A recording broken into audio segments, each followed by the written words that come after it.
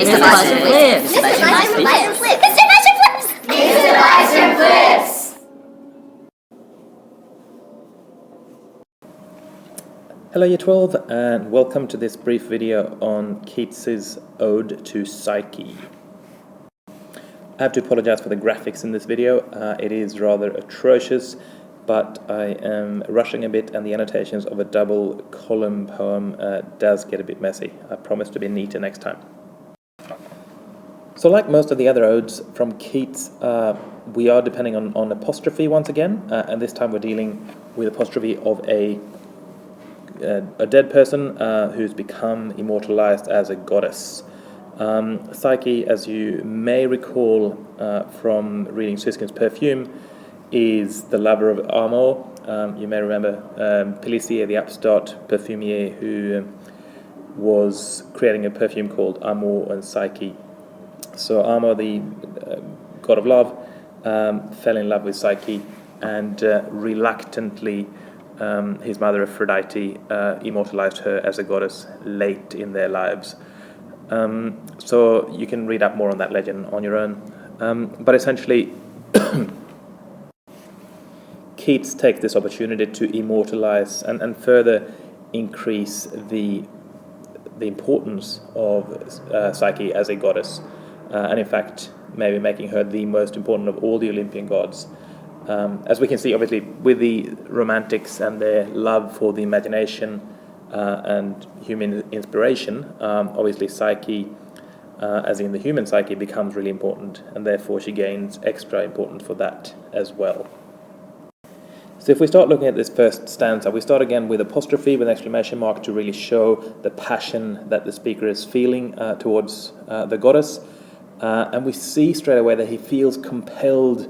There's an outside force forcing him to really write this ode, to worship and show his devotion and love for this goddess. So the words are wrung from him, and there's a sweet enforcement. So he's compelled, but he doesn't mind it, hence the oxymoron of sweet enforcement.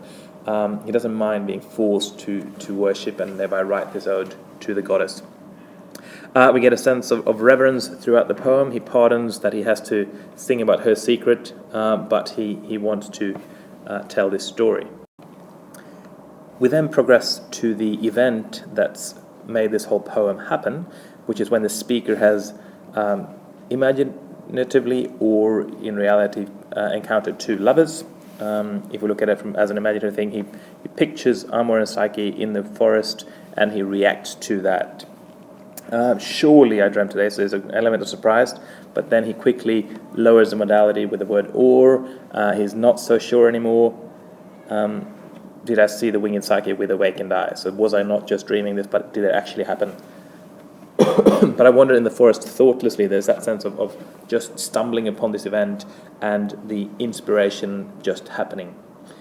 He saw two fair creatures in the deepest grass beneath the whispering roof. It's as if nature is sheltering the two lovers in the deep grass and under a canopy of blossoms. It's interesting how the blossoms are trembling, or in past tense, trembled. So if it was trembling, it would be showing us a level of excitement in the growth as well. But given that it's past tense, it's almost as if it's done its trembling and it's now calmed down. And there a brooklet ran by scarce apart. So rather than being a river or even a brook, it's a brooklet. So it's really small and insignificant, just like the traditional view of the goddess Psyche. It's barely possible to see her. We then move into a description of the landscape where these two lovers are seen. And it's kind of a synesthetic experience. We get all the senses and they're slightly mixed up, really giving us that sense of all of nature is trying to embrace the lover. So it's cool-rooted flowers. We get flowers with fragrant eyes, and they're in all sorts of colors. There's blue, there's silver, and there's budded Tyrian flowers. So we get all the shades of flowers as well. And amidst all this lies the two lovers, embraced, and they're not just embraced by their arms, but also with their pinions. So if we're giving them wings, we're sort of implying there's something angelic about them. They're godlike in their appearance as well. And then we sort of separate the lips from the rest of them, in a sense. It's sort of metonymic experience. It's kind of personifying the lips, and the use of synecdoche, it kind of gives us an impression of the lips almost acting on their own, that they are disjoined by the soft-handed slumber. So because slumbers come along, it's disjointed, but actually they're ready to keep kissing and actually kiss more when they awake. They're going to outnumber the kisses that they had before. The identity of the boy is slightly ambiguous here in the last 3 lines of the stanza, in that, the logical thing would be to jump to the conclusion that the winged boy is Amor, given that that's who Psyche would have been with. But who was thou, O happy, happy dove? His Psyche true kind of hints that maybe she was just someone like Psyche, and maybe then this is not Amor, but actually just a friend of his, or someone, a boy that the speaker in the poem knows and identifies, but not necessarily Amor, and thereby not really the Psyche either. Doesn't matter. He then moves on to speaking to the real Psyche for the rest of the poem. So we can work on the assumption that it is Amor and Psyche we're dealing with. Stanza 3 then goes on to really show how Psyche has been neglected by man through the ages. So she was the latest born of all the Olympians, but in his opinion she was the loveliest of them, and the alliteration kind of ties those two words together and shows the contrast between latest and loveliest. He stresses how the Olympian gods have lost their significance because their hierarchy has become faded, and we'll see an echo of this in stanza 5 later on. Apologies for the typo in line 3. Phoebe is the moon goddess, one of the earliest of the Titans before the Olympian gods. So traditionally the moon, and Vesper obviously is another name for Venus, the morning star, but also the goddess Aphrodite. And traditionally we see her as the goddess of beauty and the most beautiful of them all. But here we're using dysphemism to reduce her to merely a glowworm of the sky. So she's no longer the height of beauty as she traditionally is. But so we're highlighting that Psyche is fairer than these, even though she's got no temple, and then we go into this accretion of things that she doesn't have. The temple has none, nor altar, nor virgin choir, and we close off the stanza with an anaphora, a long list of things that she doesn't have. No voice, no lute, no pipe, no incense sweet, no shrine, no grove, no oracle, no heat. Of pale mouth, prophet dreaming. So she has none of those things. Sorry about the disjointed line there. You can see the move from stanza 3 into stanza 4 on the bottom there. So pale mouth, prophet dreaming actually belongs to this stanza, right?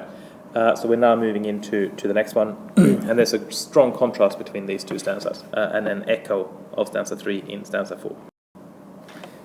So stanza 4 begins with, again, another sense of reverence, O brightest, to really highlight her importance, though too late for antique vows. So because she wasn't there to really be recognized by people of the ancient Greek time, because she was so late at becoming goddess, she's missed out on the fond believing lyre, people writing long songs about her, worshipping her. But what the speaker perceives as the insult hasn't stopped there, because even in these days, so far retired from happy pieties, thy lucent fans fluttering among the faint Olympians, I see and sing. So it's as if no one else seems to perceive the importance of this goddess in this modern world, but he does, and he's going to be praising that. So by my own eyes inspired, so I'm the one who's seen it, and I'm moving on to create my ode, because I've seen how important you are. And then we see the echo coming through from stanza 3.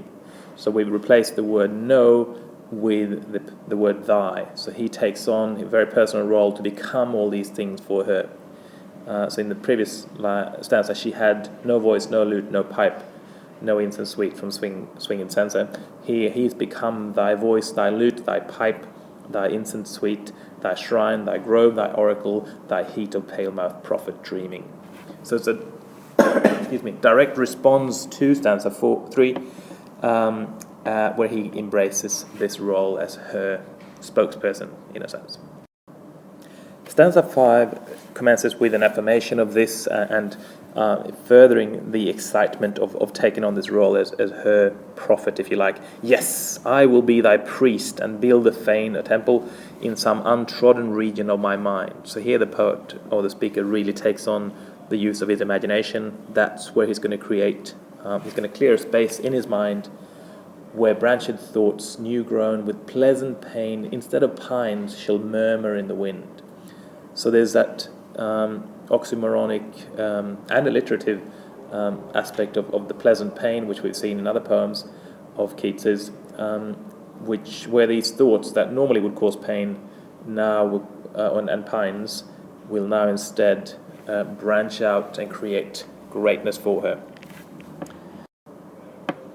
So he's going to find this untrodden region and he's going to clear it out, and he's going to fledge it with wild ridge mountains, and then he will add zephyrs, the clouds, and he will add streams and birds and bees and dryads in the tree to look after the sanctuary, and in the midst of this wide quietness, a rosy sanctuary will I dress, so where she can really be worshipped properly. And he's going to have the reed trellis to included in that worship. And in this place, there's going to be soft delight for the goddess. It's going to be greater than anything that, or the garden is going to be greater than anything that fancy could ever accomplish. And in this place, she will find delight, because he's going to every night open a casement so she can come inside the house, and in there is going to be a bright torch, and her warm love is going to be able to flow into this open window into the room in his new built fane. So there you have a rather rushed run-through of the poem Ode to Psyche. Obviously there's a few things I haven't talked about which I'd like you to explore on your own for Tuesday's lesson, namely the following. Have a look at the form of the poem, look at the meter, the rhyme scheme, and the stanzaic structure, kind of what is the importance of the link between the stanzas. What is the core message, and how does that link to Keats and his romantic ideas? Then, obviously, if you've got any aspect of the poem that you'd like to discuss further, write some discussion questions, and also jot down any unclear aspects of the poem, any things that you thought were questionable or just not explained sufficiently in the video. Jot those down, bring them to class on Tuesday, and we shall finish this poem together. Thank you. See you then. Have a good weekend.